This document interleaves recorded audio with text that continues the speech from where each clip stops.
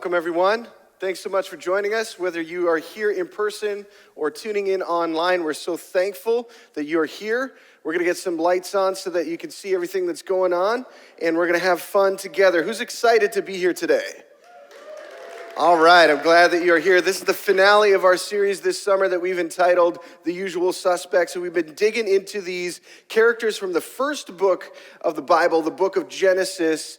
And we're trying to figure out how much we are like them and what we can learn from them and see how that impacts us and inspires us to live out our daily lives. This is the finale.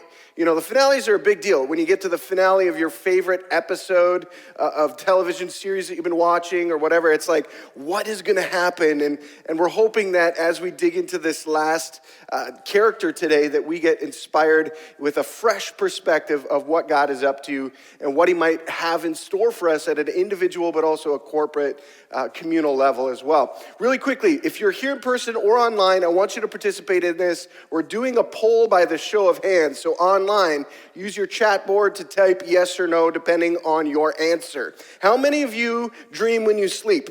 Put your hands up. You remember dreaming when you sleep? That's awesome. How many of you do not dream when you sleep? Come on, there's a few of you. Yeah, okay. That's awesome. I want to tell you one of my favorite dreams that I remember having as a kid. It reoccurred time and time again, and I loved it. Like when I was happening, I was so excited. Like, yes, this is going to be a really good sleep because my favorite dream is happening. It was a dream that I could fly.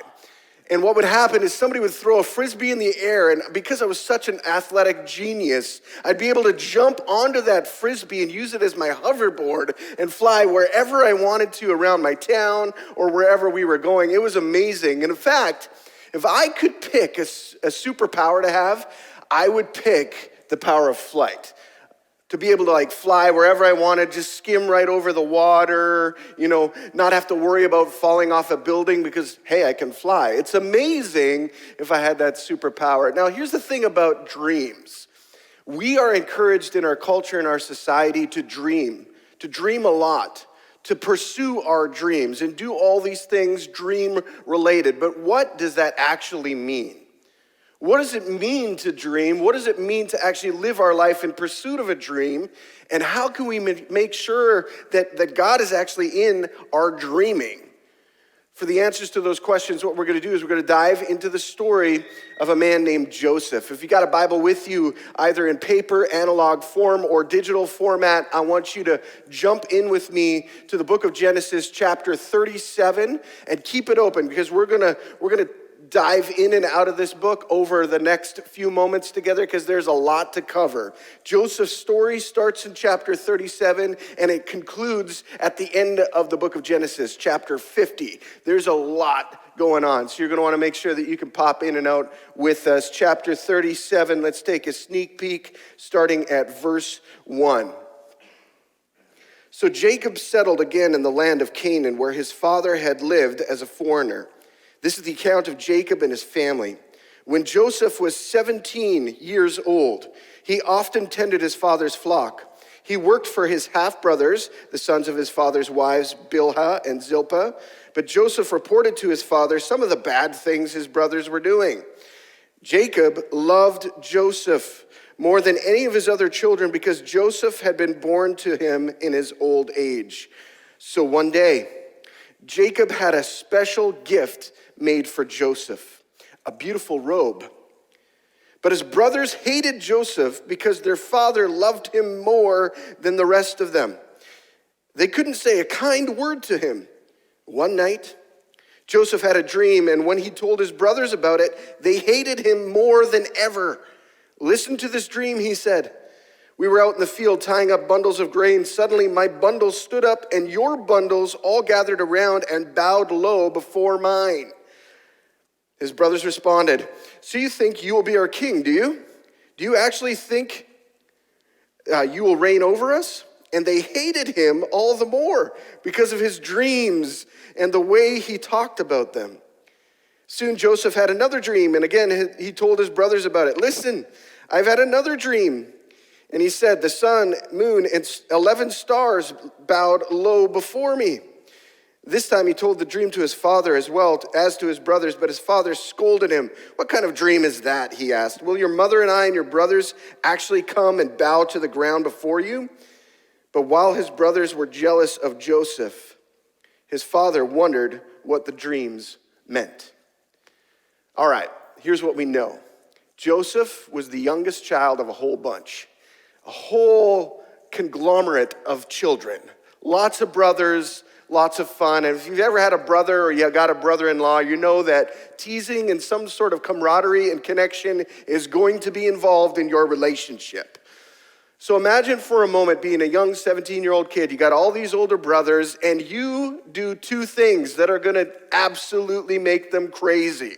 You tattle on them, right? You tell your dad all the bad stuff that they're doing when they're supposed to be working, tending the flocks. Yeah, they weren't even there with the sheep. I don't know what they were doing. They were swimming or something. Oh my goodness, they left them alone for 4 days. Can you believe that?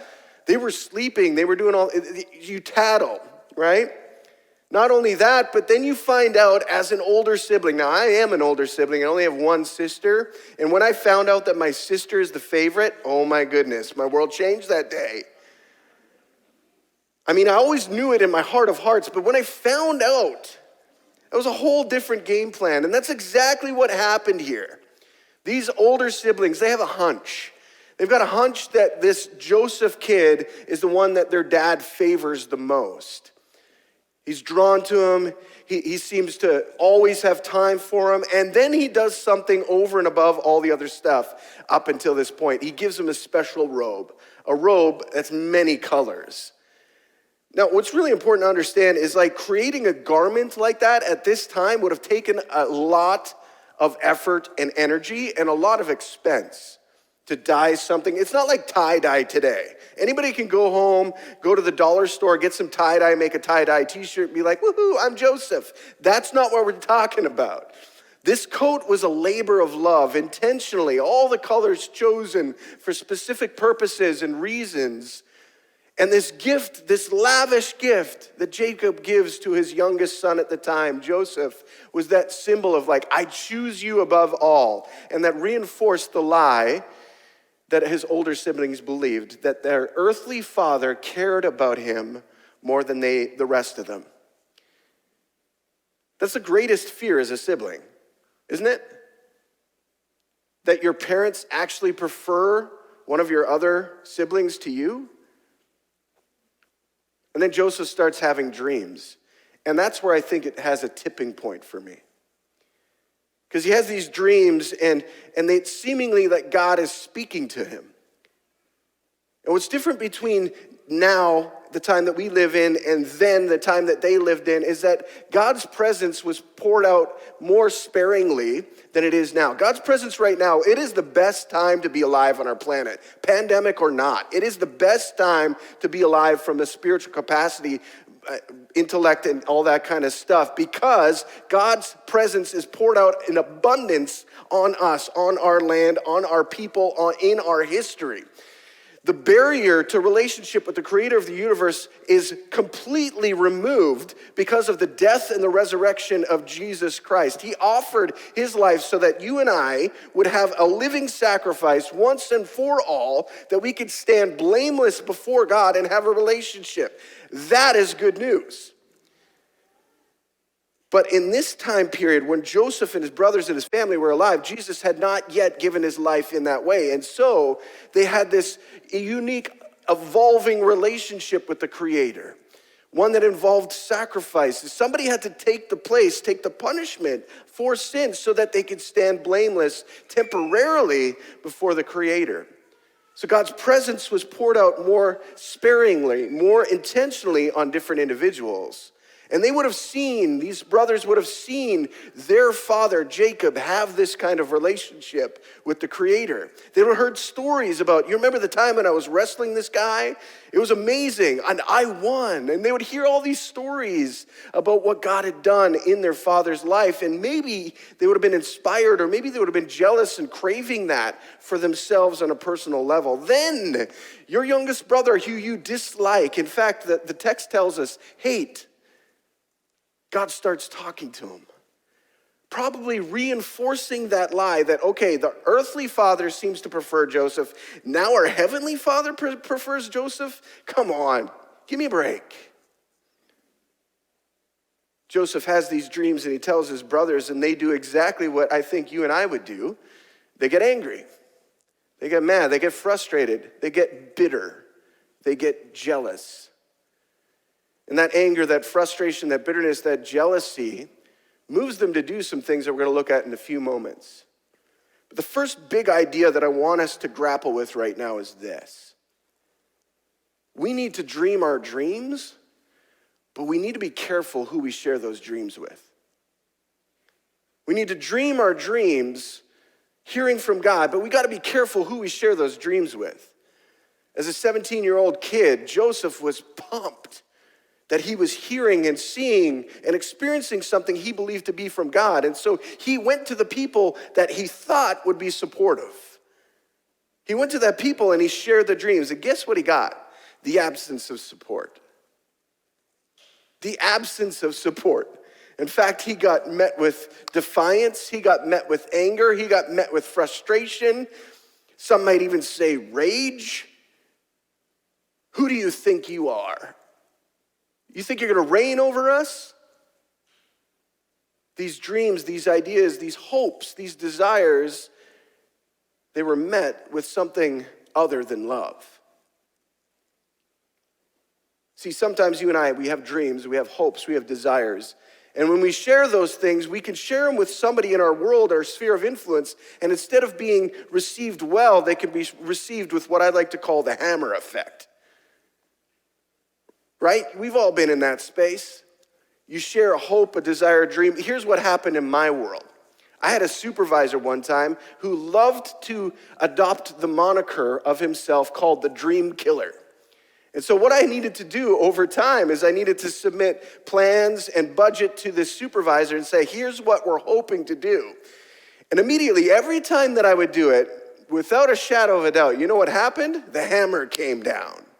Oh no, we can't do that, you can't do that. And instead of thinking outside of the box became tighter and smaller and tighter and smaller. And soon, I found myself suffocating in that box. There's no room to breathe, no room to think, no room to dream.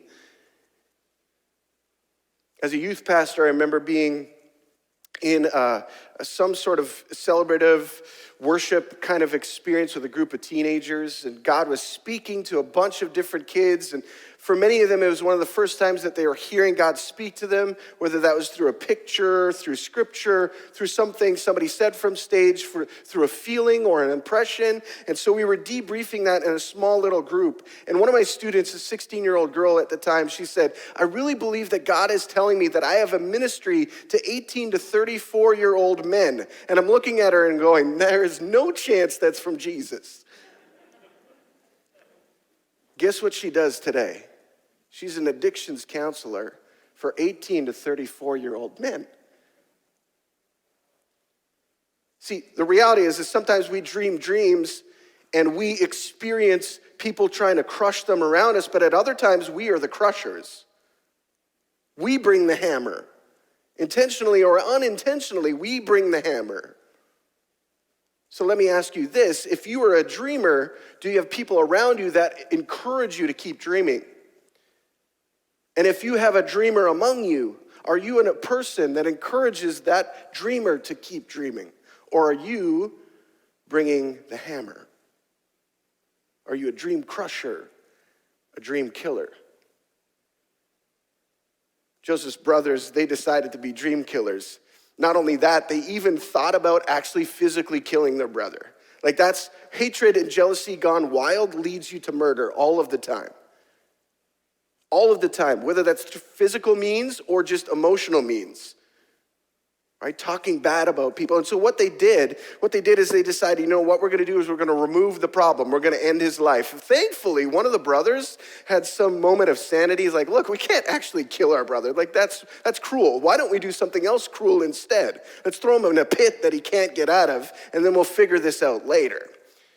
While he's down in that pit, the rest of the brothers are thinking like, you know what? Let's make some money off of our little brother. There's a caravan of people coming, some nomads. Why don't we sell him into slavery? And then we won't literally kill him. We'll just kill him in our father's heart by telling our father a lie that he's dead. We'll take this favorite coat that he's wearing, we'll rip it to shreds, we'll dip it in blood, and we'll say a wild animal got him. Oops, sorry, Dad. Not my responsibility. Shouldn't have sent them to spy on us. That's exactly what happens. They sell him into slavery. Joseph is a 17-year-old kid, sold out by his family, betrayed by his family. And now he finds himself in this traveling caravan, and they're going to a foreign country. And he gets to this foreign country. He quickly finds out he has no rights. Like, he can't object to what's happening to him. He doesn't have the opportunity to choose something different. Everything is being decided for him. He gets sold to a man named Potiphar. And Joseph does what he, and I hope you and I would do in a similar situation. He does his best for his master.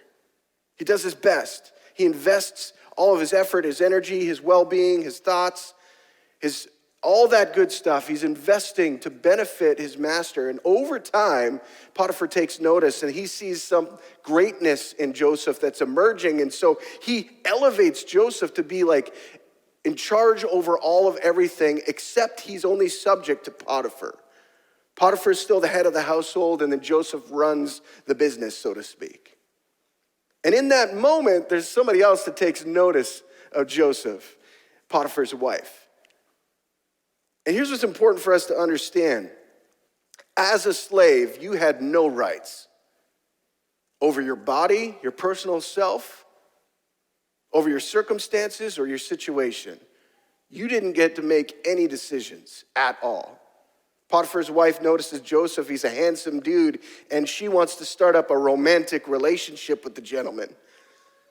Joseph refuses because he doesn't want to dishonor his master. He's like, I know I don't have rights, but I'm going to say no anyway.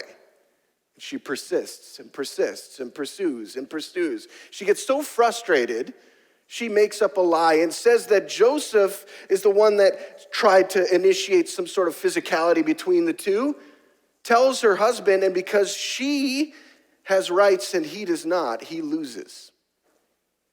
He goes from being sold into slavery to rising up to having a position of authority in a prominent household to now being in jail and in prison because his word doesn't mean a thing.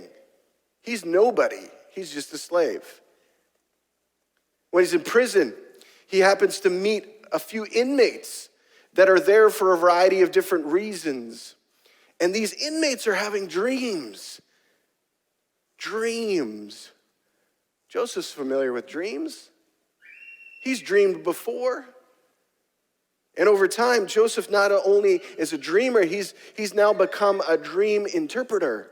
God's given him the ability to see and understand what these dreams mean over time. And as he listens to his inmate friends share their plights through their dreams, Joseph hears from the Lord what they mean and shares with each one of them what's about to happen. One person is going to be restored to their place of service in the palace for the Pharaoh, for the king of the land. The other is going to lose his life. And it plays out exactly as God revealed to Joseph, and Joseph communicates with these two inmates. Years go by. Pharaoh is now starting to dream dreams. And he's haunted by them, and nobody in his court can figure out what the heck is going on. What's happening? What does this mean? What does this look like? How could we get prepared for this? Not a single person. And then this inmate friend of Joseph remembers in that moment, overhears this plight and conversation, and remembers he knows somebody that interpreted his dream. And he shares that with Pharaoh. And Pharaoh wants to meet this guy. Let's pick up this life story unfolding. We're going to zip into chapter 41, starting at verse 37. We're going to read the interaction between Pharaoh and Joseph.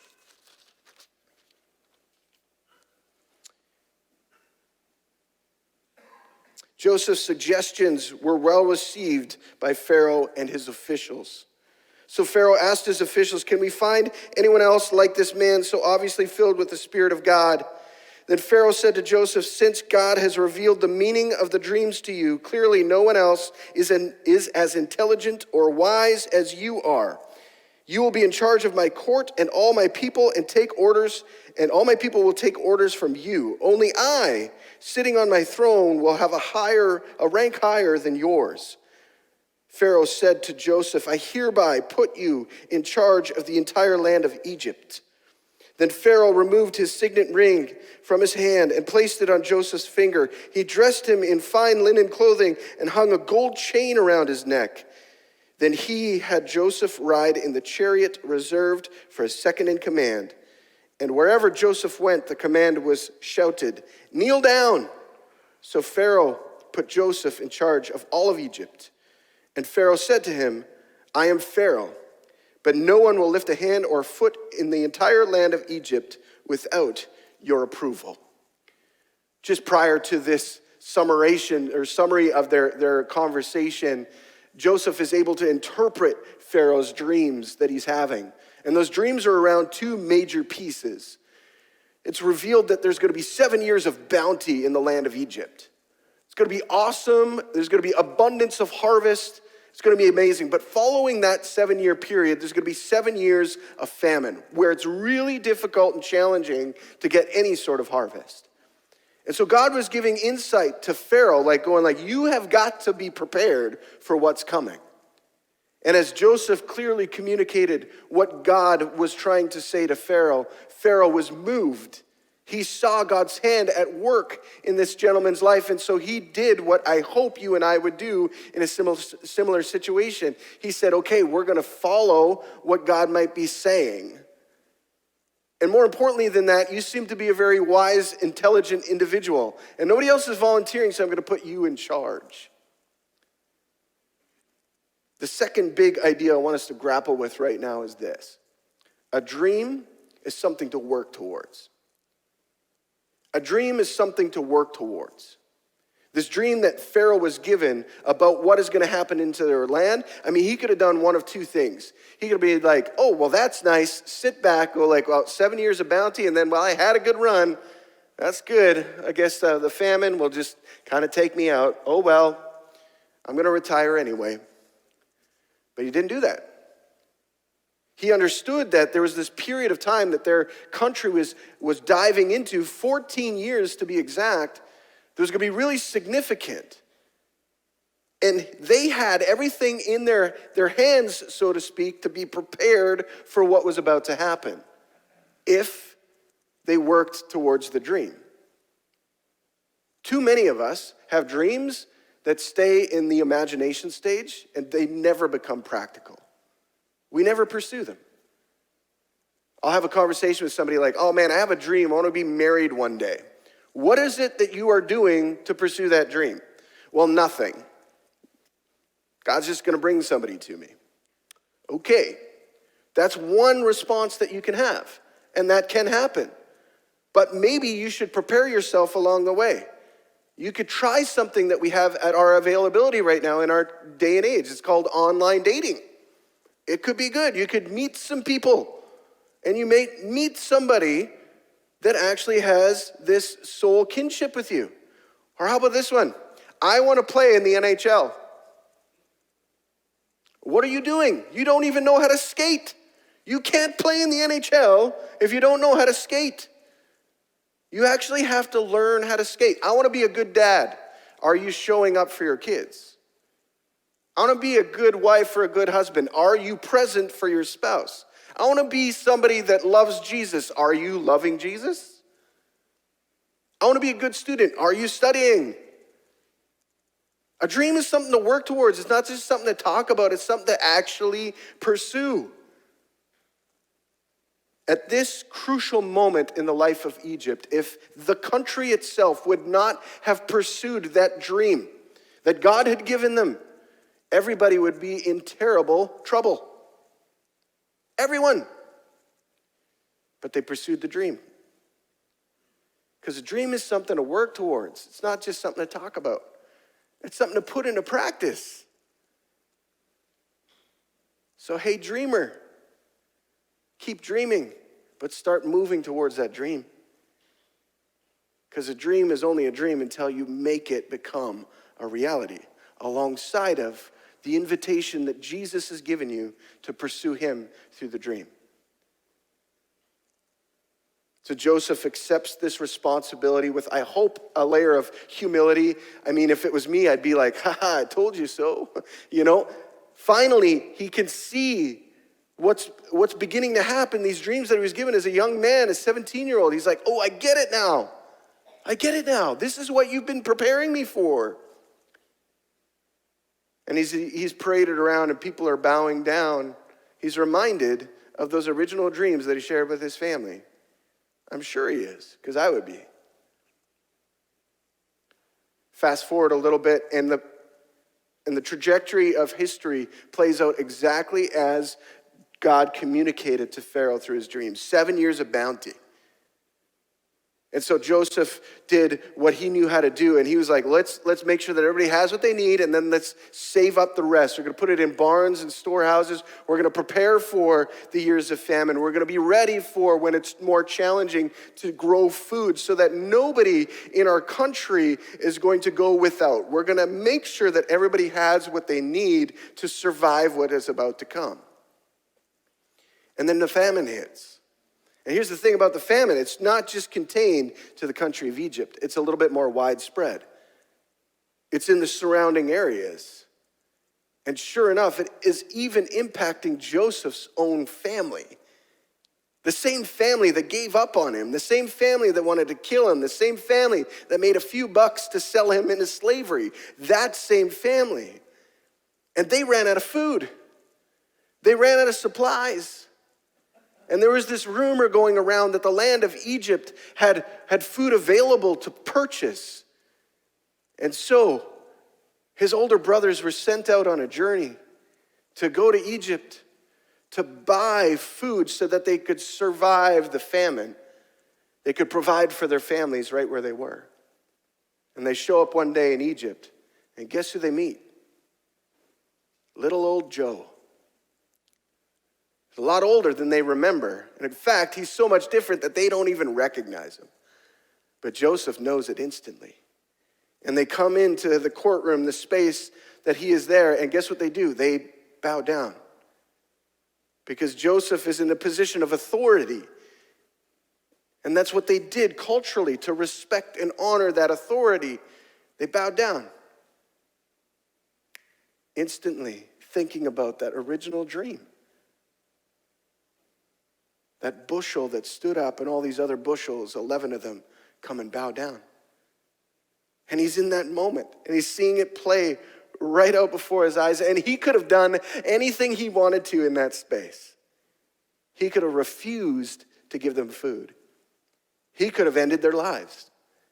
He could have taken out all his vengeance, all the pent-up rage and frustration, and just tossed it right on him, but he didn't. Instead, he's moved. He's got to go hide so he can cry. And he weeps.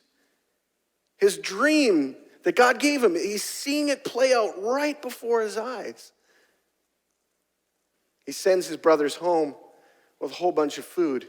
Over a series of conversations and subsequent moments, he actually reveals to them who he is. I'm your brother, the one you tried to kill. He finds out that he has another younger brother. He finds out that his dad is still alive. He invites the whole family. Hey, why don't you come? We've got an abundance and plenty here in Egypt. Why don't you all come? I'll take care of you while you're here. You won't have to worry about starving. You won't have to worry about any of that stuff. And we'll ride this thing through together. And when the family shows up and his mother and his father, they bow down. Just like that second dream. The sun, the moon, the stars, they bow down. While in Egypt, Joseph's father passes away. And as Joseph's father passes away, I think it makes his older brothers a little bit nervous, a little bit frustrated, a little bit on edge. Is this going to be the moment? Was this all engineered so that he could see his dad one last time, and now he's going to take out his vengeance on us? That's the difference in mindset between dreamers and dream killers. Dream killers are always cautious and looking like, okay, well, when is this thing going to fall apart? What's going to happen? When are we going to be suffocated by what is playing out around us? And a dreamer's like focused on what actually matters. See, a dreamer is focused on this reality and this understanding that the dream is never more important than the dream giver. And in a moment of really honest conversation between brothers, Joseph responds to his brother's fear like this. Chapter 50, if you wouldn't mind turning there with me. Verse 14. After burying Jacob, Joseph returned to Egypt with his brothers and all who had accompanied him to his father's burial. But now that their father was dead, Joseph's brothers became fearful. Now Joseph will show his anger and pay us back for all the wrong we did to him, they said. So they sent this message to Joseph. Before your father died, he instructed us to say to you, please forgive your brothers for the great wrong that they did to you, for their sin in treating you so cruelly. So we, the servants of the God of your father, beg you to forgive our sin. When Joseph received the message, he broke down and he wept. Then these brothers came through and threw themselves down before Joseph. Look, we are your slaves, they said. But Joseph replied, don't be afraid of me. Am I God that I can punish you? You intended to harm me, but God intended it all for good. He brought me to this position so that I could save the lives of many people. No, don't be afraid. I will continue to take care of you and your children. So he reassured them by speaking kindly to them. See, Joseph understood this idea, and I've said it once already, but I'll say it again, that the dream is never more important than the dream giver. The dream is never more important than the dream giver.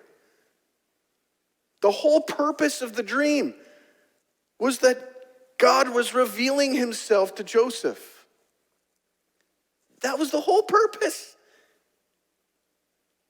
I'm going to provide for you. I'm going to take care of you. In your moment of greatest need, I will be there. I will give you exactly everything that you need to survive and thrive. You just have to trust me. And it's years and years and years of remembering that gets Joseph to this point. See, Joseph uncovered this one truth that you and I need to be reminded of. No matter where we are or when we are, God is still present there. If God can find Joseph in prison in a foreign land, he can find you right where you are in this moment. In the midst of your pain, your trauma, your frustration, your questions, your agony, your confusion, he can find you exactly there, and he can bring you forward if you will allow him to be the dream breather into your life. He wants to give you a hope and a future. And we waste so much time in our world chasing everything else but the dream giver. We chase social status. We chase money and finances. We chase fun things like boats and sea-doos and all that stuff. But whenever the dream gets more important in our lives than the dream giver, we have missed the point. If your dream isn't drawing you closer to Jesus, then I will suggest this to you. You are not dreaming a God-given dream. If your dream is distracting you from what God is inviting you into, then it is not from God. If you are feeling like you're purposeless in your life right now, will you allow the dream breather, the dream giver, to be his rightful place in your life? That is your master, that is your king, that is your leader, that will give you exactly what you need in every moment of every situation, even when it's hard and frustrating. Joseph was a guy who was abandoned and betrayed by his family. He was a guy that was sold into slavery. He was a guy that lived in prison for a long time. And through all of that, he gains this precious perspective that God is still good. God is still loving. In fact, he loved us so much that he sent his son, Jesus, to die for us so that we could live. Now that is a dream breather and a dream giver. So my questions to us today are this. Have we stopped dreaming because it's been too hard, too frustrating? Maybe we need to start again. Have we gotten into the habit of killing dreams? I'm not talking about being realistic and having good opinions about what we could do or couldn't do. I'm talking about absolutely crushing the dreams of others because you want some sort of sense of control.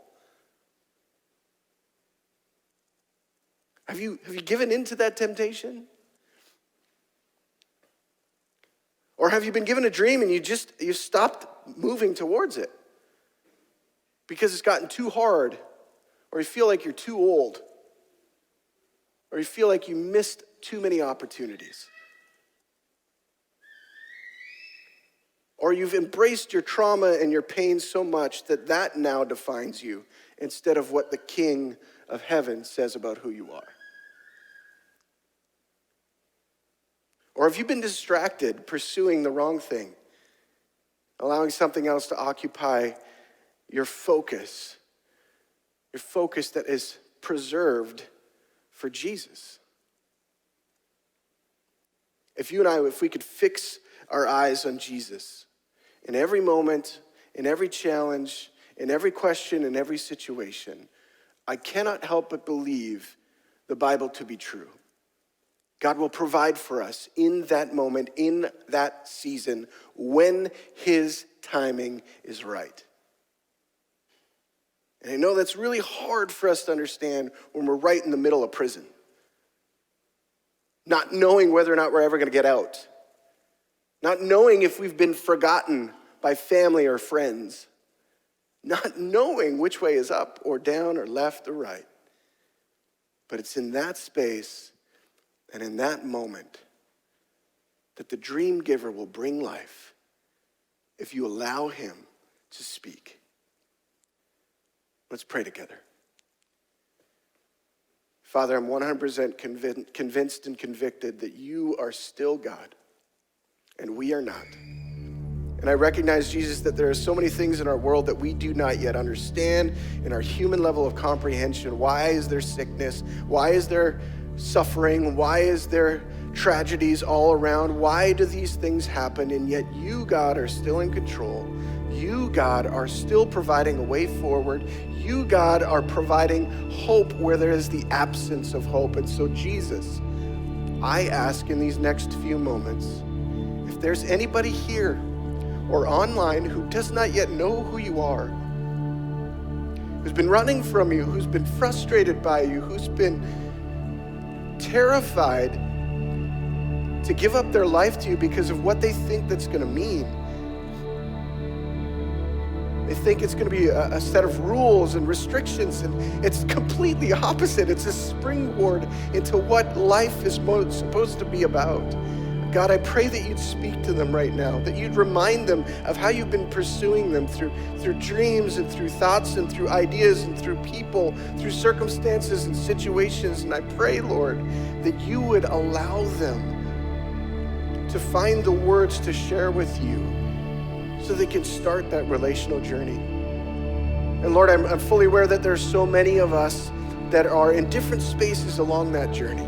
Different spaces where we have been hurt, we've been frustrated, we've been seemingly forgotten. Would you wake us up? Would you wake us up and remind us that we are not alone in that moment? The dream giver is present. The dream giver is there breathing life and hope. We just have to open up our eyes, trust him and his timing, because he will bring us forward. Father, would you forgive us where we have functioned like dream killers, where we have squashed what you wanted to do in somebody else's life through a word, through a misspoken, mistiming in our words or with our actions. Lord, would you give us opportunities to restore those things?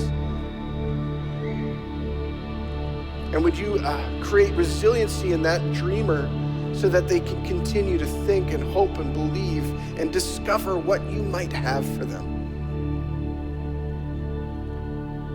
And Lord, above all, we do not want anything or anyone to occupy our focus more than you. So forgive us when we've turned our eyes and fixed them on something else outside of Jesus. As we turn our eyes towards you, Lord, as we fix them upon you, would you bless us and protect us? Would you smile upon us and be gracious to us? Would you grant us your favor and your peace? We pray this in the holy and precious name of Jesus. Amen.